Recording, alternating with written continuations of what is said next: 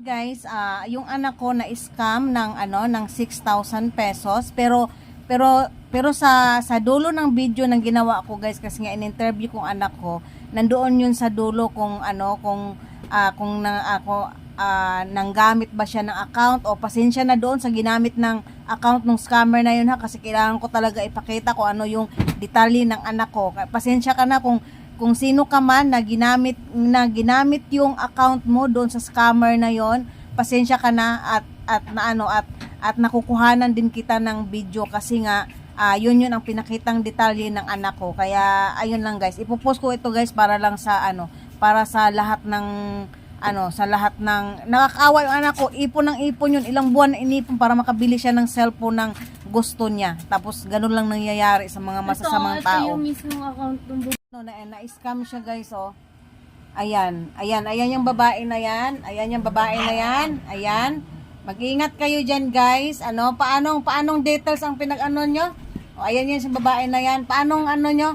Pinag-usapan nyo sa sa pag yung rider daw, pag nahawakan na daw ng rider, tapos nakahapoy na, tsaka magbabayad. O, magkano yung cellphone? Ang klaseng cellphone? Yung iPhone. Tapos ito, nag-send siya ng rider. Ayun yung rider na sinunod. O, ayan daw yung rider na yun na sinasabi niya na magdadala ng cellphone. O, pagkatapos, ano nangyari? Tapos nagbayad ako. O, nagbayad ka ng Sabi niya kasi sa akin, nung nagpa-cash ako, sabi niya, pastapin ko muna rider ha, kasi wala pa daw ang bayad. Tapos nung nagbayad ako, eto sinend ko sa kanya yung sana, yan na yung Gcash na. yung Gcash mo binayad mo sa kanya. O, yan. Ano nangyari? Tapos sabi ko, tinanong ko kung okay na, sabi niya, sabi ko, nakaalis na po ba ulit yung rider? Sabi niya, tawagan ko para daw umalis ayan conversation nila guys. Ayan. So, Mag-ingat kayo sa mga lahat ng scammer. Anong klaseng cellphone yon? yung iPhone X. Yan, iPhone X daw. Pinaghirapan niya yung yung mga parang tutulo na ang luha. Pinaghirapan niya yung pera niya yon, 6,000 yon.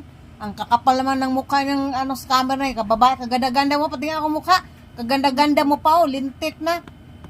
Kaganda-ganda mo pa, ginagamit yung kagandahan mo para lang mang-scam ka. Ang kapal naman ng mukha mo, Neng. Ano ba, pinilaki ka ba ng maayos na magulang mo? Tapos ito yung rider na... yan, kasabot niya yung rider na yan. Kasabot na yan. Kasabot na yan. Baka nga mag-boyfriend pa yan sila o mag-asawa or Di na siya nag-reply. Ayan yung rider. Magkasabot yan silang dalawa. Di na, ilang buwan mo yung pinaghirapan yung 6,000 mo. Kakaipon.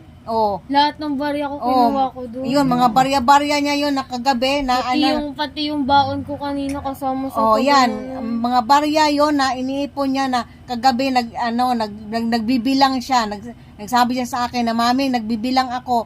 Yung may upload ako nung mga barya na binibilang, yun. Nagbibilang siya ng mga barya na inipon niya. Na ilang buwan niyang inipon yun. Ang kapal ng mukha mo, Ning, kagada-ganda mo, tapos scammer ka lang pala. Lintik ka. Tapos ginamit din namin yung account ni Ivan kanina, mag-chat doon. Wala din. Hindi. Ginamit lang namin. Parang yung Gcash na binayad ko, sinend namin sa kanya. Para kunwari nagbayad. Wala na yun. Hindi, pero hindi nga kami nagpakilala na ako yun. Parang kinakausap lang din namin siya na normal. Tapos, kung paano niya ako kinausap, ganun din yung kausap niya kay Ivan. Yung mga sinend niyang picture, ganun. Pati yung rider na sinend niya, ganun. Nasaan na? Wala. Tapos nung sabi ko, isa niya na yung sinabi ko na mahabang message yung about si scammer, ganyan. Bigla na niyang binlock yung account. Ayan. Magkano yun? 6,000. Okay lang sana. Yun yung kay daddy mo nga na 1,000 nga. Bad trip na nga ako eh. Tapos ngayon, sa 6,000 mo. Pati nga laman ng Gcash ko, ginamit ko dun eh. Yan. Yung cash, yung barya ko, yung cash na 2,000 plus ko dyan, 3,000 plus ko sa bag, tapos yung baon ko, tapos yung laman ng Gcash ko na yan. Tutulo na ang luha kasi nga katagal-tagal niyang pinaghirapan yun. Hindi pa nga nagsigin sa akin kanina yun eh, tapos yan. Wala na yun, tinamo kayo. Yan. Kapal-kapal ng mukha nung kaganda-gandang babae. Ginamit yung mukha niya sa baka naman hindi niya talaga mukha yon. siguro. May ganun. Nanggagamit lang din siya ng ginamit niya mukha. nga lang, yun nga yung nalaman ko, ginamit niya nga lang eh. Kasi Ginamit lang din niya yung account mukha na ng yun? babae. O, tingnan mo. Kasi nakita ko yung ano niya, yung IG niya kanina lang din, pati yung Twitter niya, puro 300k plus yung followers niya. O, tapos nanghahak lang din siguro yon. Oo, tapos nakita ko din yung original Facebook ng babae na picture. O. Tapos nakalagay. Nasaan yung original picture niya? Pakita mo yung original picture niya. Wala siyang original picture pero yung mismong account lang ng babae yung nakita ko. Account ng babae na siya mismo yon or hindi? Siya mismo. Patingin nga ako.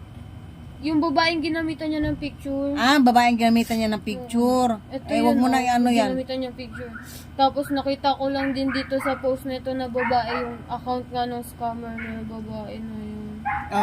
Ito yun Yun yung account na ginamit. Ayun yung account na ginamit niya. Oo, ito yung account na ginamit niya sa akin. Gumamit siya na ibang pangalan pero picture ng babae yung ginamit. Tapos pero hindi niya talaga picture yan. Hindi. Ito, ang pangalan niya talaga Arlene, pero ang ginamit niyang pangalan, Syra. Tapos pinost siya dito sa mismong main account niya. Sabi niya, baka maano din ko yun na ito. Patingin nga ako. Ito. Ay, may pinost siya na May baka. pinost na siya. May pinost Sabi na siya. baka may kakilala po kayong babae dyan, taga San Isidro. Sabi niya daw po siya kasabot yung lalaki na rider. Ayun, ayan yan. Yun yung post niya, nito lang i-post. Yan yung tunay may-ari ng account. Nag-post siya na tingnan mo. Kasi nakalagay dito sa account niya mismo, only account lang. Parang only account niya talaga. Ito kasi yun siya, yung babae. Parang vlogger kasi siya.